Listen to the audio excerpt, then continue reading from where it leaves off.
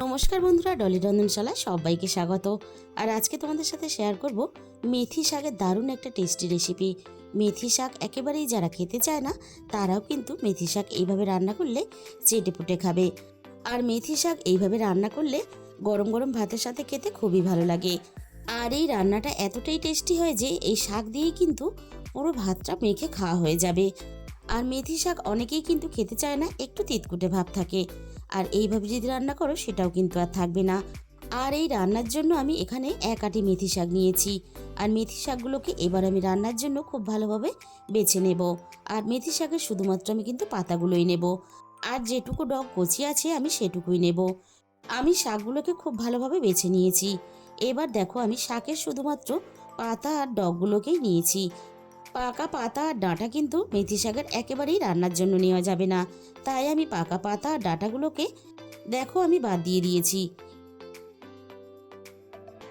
এবার আমি শাকগুলোকে কেটে নেব। তবে শাকগুলো আমি খুব বেশি যেমন বড় করে কাটবো না, তেমনই কিন্তু খুব বেশি ছোট করে কাটবো না। আর এই শাকগুলো কাটার পরে খুব ভালোভাবে কিন্তু 3 থেকে 4 বার জল পাল্টে ধুয়ে নেব। যেহেতু শাকের মধ্যে প্রচুর পরিমাণ ধুলোবালি থাকে, তাই শাক কিন্তু খুব ভালোভাবে ধুয়ে নিতে হবে। এবার আমি এই রান্নার জন্য একটা মশলা বানিয়ে নেব। তার জন্য আমি এখানে একটা বাটি নিয়েছি। এবার আমি বাটির মধ্যে নিয়ে নেব 1 চামচ হলুদ সর্ষে। আমার কাছে হলুদ সর্ষেটা ছিল তাই আমি হলুদ সর্ষেটা রান্নাতে ব্যবহার করলাম। তোমরা কিন্তু চাইলে দুরকম সর্ষে একসাথে মিশিয়েও ব্যবহার করতে পারো। আর নিয়ে নিলাম আমি এখানে 1 চামচ পোস্ত। এবার আমি অল্প একটু জল দিয়ে সর্ষে আর পোস্তটাকে ভিজিয়ে রেখে দেব। সর্ষে আর পোস্তটা এভাবে একটু ভিজিয়ে রেখে দিলে তাহলে খুব সুন্দরভাবে সর্ষে আর পোস্তটা নরম হয়ে যাবে আর খুব সুন্দরভাবে বাটাও হয়ে যাবে। তাহলে চলো রান্নাটা আমি কিভাবে করেছি সেটা এবার দেখে নেওয়া যাক। প্রথমে আমি কড়াইয়ের মধ্যে 1 চামচের মতো সর্ষের তেল দিয়ে দিলাম। তেলটা এবার আমি খুব ভালোভাবে গরম করে নেব। আর এই রান্নাটা কিন্তু আমি বেগুন দিয়ে করব, তাই আমি আগে থেকে অল্প একটু বেগুন কেটে রেখেছিলাম। বেগুনগুলো আমি ভাজার জন্য এবার তেলের মধ্যে দিয়ে দিলাম। এবার আমি বেগুনের মধ্যে অল্প একটু স্বাদ মতো লবণ দিয়ে দিলাম। আর সাথেই আমি এখানে দিয়ে দেব অল্প একটু হলুদের গুঁড়ো। আর এই রান্নাটা আমি শুধুমাত্র বেগুন দিয়ে করব। তোমরা চাইলে অল্প একটু আলুও দিতে পারো। তাছাড়া তোমাদের নিজেদের পছন্দ মতন যে কোনো সবজি কিন্তু এই রান্নাতে ব্যবহার করতে পারো। এবার আমি বেগুনটাকে নাড়াচাড়া করে খুব ভালোভাবে ভেজে নেব। বেগুনটা আমি 3-4 মিনিটের মতো নাড়াচাড়া করে খুব ভালোভাবে ভেজে নিয়েছি। এবার আমি ভাজা বেগুনগুলো কড়াই থেকে নামিয়ে নেব।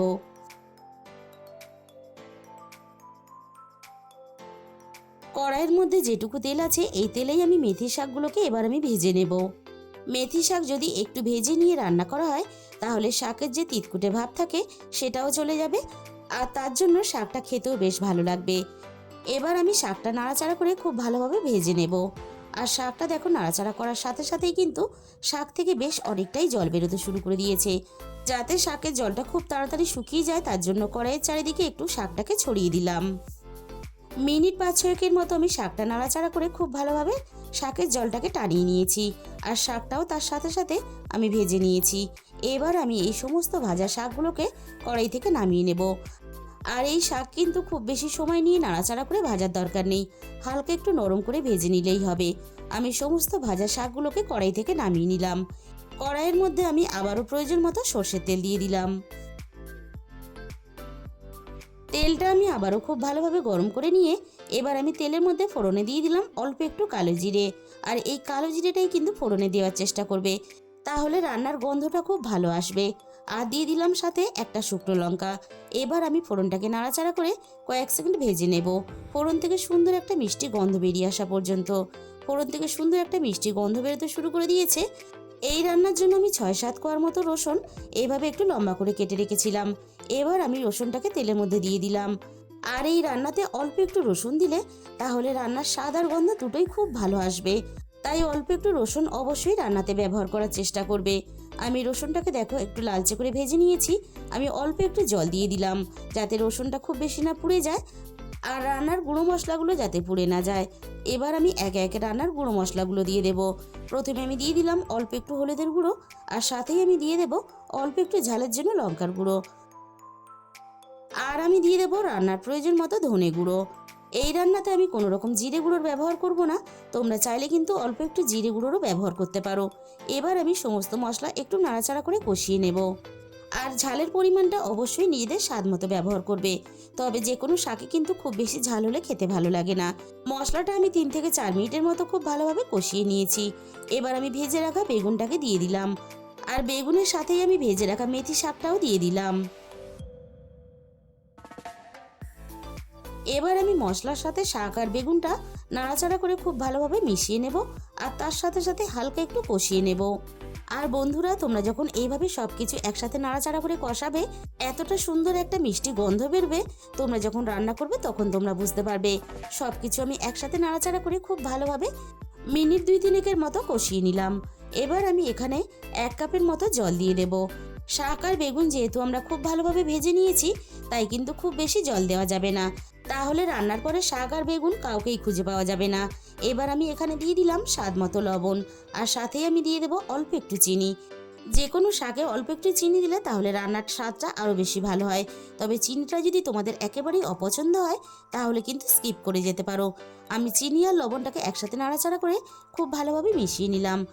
শাকটা যাতে আরও সুন্দরভাবে নরম হয়ে রান্না হয়ে যায়, তার জন্য আমি গ্যাসের ফ্লেমটা একেবারে লোতে রেখে কড়াইটা আমি এবার একটু ঢাকা দিয়ে দেবো।